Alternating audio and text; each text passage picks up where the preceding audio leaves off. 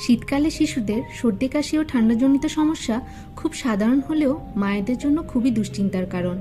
বিশেষ করে 5 বছরের নিচের শিশুদের রোগ প্রতিরোধ ক্ষমতা তুলনামূলকভাবে কম হওয়ায় কিছু বিশেষ যত্নের প্রয়োজন হয়। তাই শিশুদের সর্দি কাশি থেকে আরাম দিতে এমন খাবার খাওয়াতে হবে যা সহজলভ্য, পুষ্টিকর এবং ঠান্ডাজনিত সমস্যার জন্য উপকারী। আসুন জেনে নেই উল্লেখযোগ্য খাবারের তালিকা। 1 বছরের বেশি বয়সী শিশুদের দিনে 1 চা চামচ মধু খাওয়ালে প্রাকৃতিক অ্যান্টিবায়োটিক হিসেবে কাজ করে। গলা ব্যথা ও সর্দি কমাতে আদা পানিতে ফুটিয়ে খাওয়ালে প্রাকৃতিক জীবাণুনাশক হিসেবে কাজ করে। ঠান্ডা ও কাশি দূর করতে তুলসী পাতার রস প্রাকৃতিক ওষুধ হিসেবে কাজ করে। গরম মুরগির স্যুপ বা সবজির স্যুপ শ্বাস প্রশ্বাসের সমস্যা কমিয়ে দ্রুত রোগমুক্তি করতে সাহায্য করে।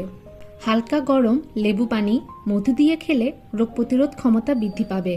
আপেল সেদ্ধ হালকা গরম অবস্থায় খেলে শরীর উষ্ণ থাকে। শিশুর পেট